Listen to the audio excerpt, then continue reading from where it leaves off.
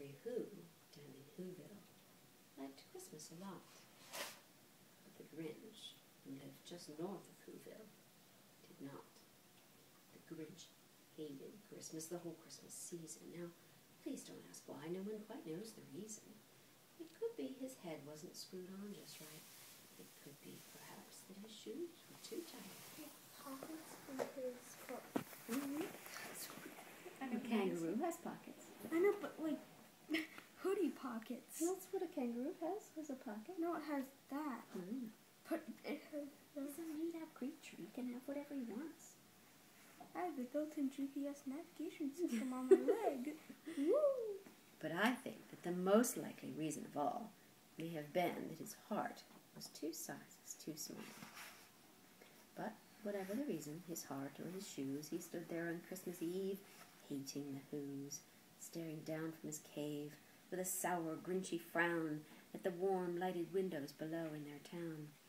For he knew every Who down in Whoville beneath was busy now, hanging a mistletoe wreath. And they're hanging their stockings. He snarled with a sneer. Tomorrow is Christmas. It's practically here. Then he growled, with his Grinch fingers nervously drumming. Thank you. I must find some way to stop Christmas from coming. For tomorrow, he knew, all the Who girls and boys would wake bright and early. They'd rush for their toys. And then, oh, the noise. Oh, the noise, noise, noise, noise. That's one thing he hated. The noise, noise, noise, noise. Then the Whos, young and old, would sit down to a feast. And they'd feast, and they'd feast, and they'd feast, feast, feast, feast. They would feast on Who pudding and rare Who roast beast, which was something the Grinch couldn't stand in the least. And then they'd do something he liked least of all.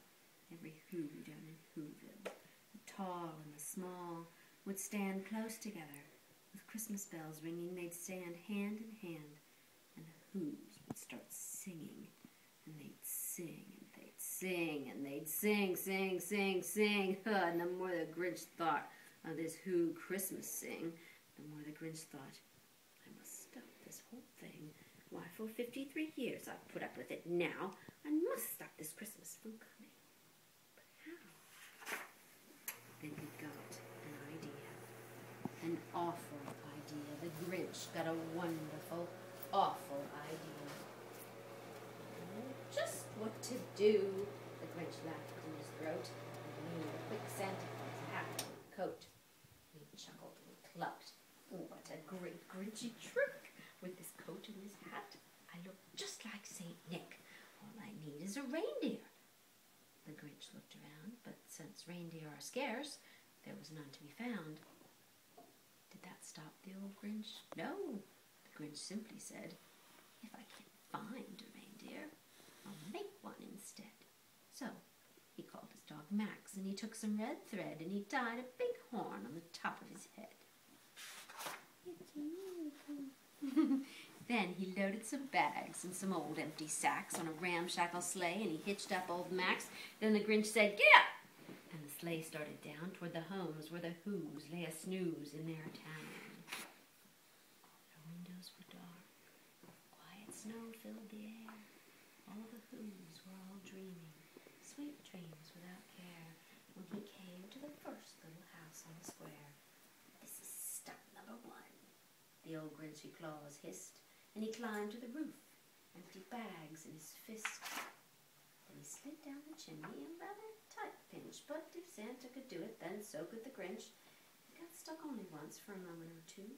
Then he stuck his head out of the fireplace flue, where the little Who's stockings all hung in a row. These stockings, he grinned, are the first things to go.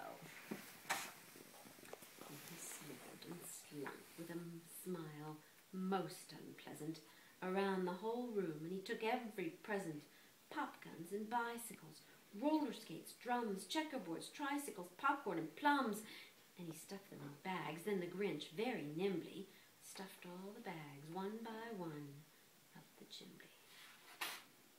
Then he slumped to the icebox. He took the Who's feast, He took the Who pudding. He took the roast beast.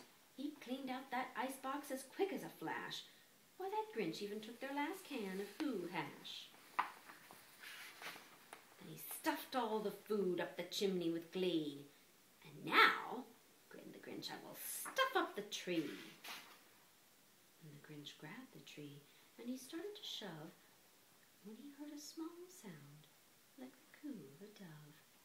He turned around fast, and he saw a small Who, little Cindy Lou Who was not more than 2. The Grinch had been caught by this tiny Who daughter who got out of bed for a cup of cold water. She stared at the Grinch and said, "Santa Claus, why? Why are you taking our Christmas tree? Why?" But you know, that old Grinch was so smart and so slick. He thought up a lie, and he thought it up quick. "Why, my sweet little tot," the fake Santa Claus lied, "there's a light on this tree that won't light on one side, so I'm taking it home to my workshop, my dear. I'll fix it up there, then I'll bring it back here."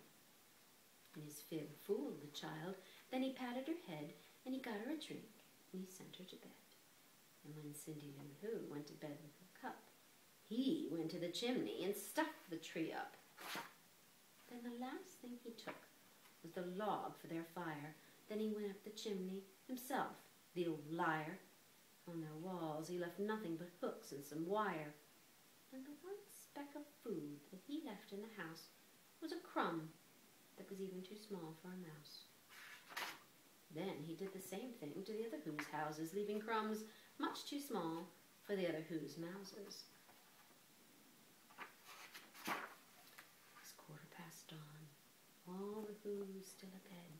All the Who's still a snooze when he packed up his sled. Packed it up with their presents, the ribbons, the wrappings, the tags and the tinsel, the trimmings, the trappings. 3,000 feet up the side of Mount Crumpet, he rode with his load to the tip-top to dump it. Pooh-pooh to the Who's. He was Grinchishly humming. They're finding out now that no Christmas is coming. They're just waking up. I know just what they'll do. Their mouths will hang open a minute or two. Then the Who's down in Whoville will all cry, "Boo-hoo!" That's a noise, grinned the Grinch, that I simply must hear. So he paused, and the Grinch put his hand to his ear, and he did hear a sound rising over the snow. It started in low, then it started to grow. But the sound wasn't sad. Why, this sound had sounded merry. It couldn't be so.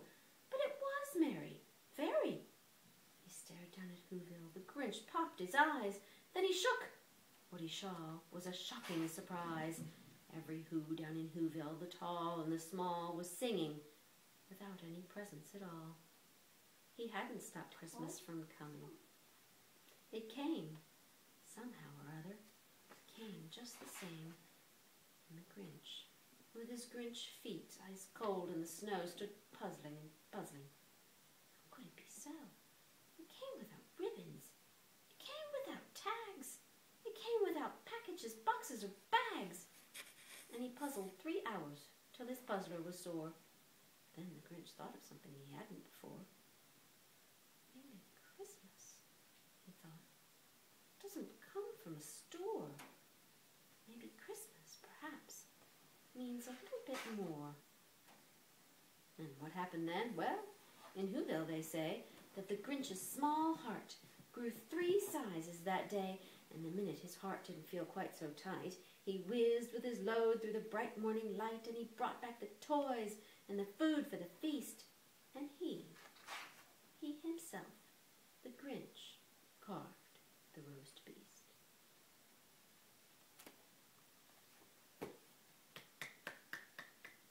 Yay! All right. It seems to me as if your awake time on Christmas Eve is over. Right, I'm coming up on 10 minutes. Say goodnight, Ben and Em. Good night. Night, Daddy. Tuck-ins, yes or no? Yes, please.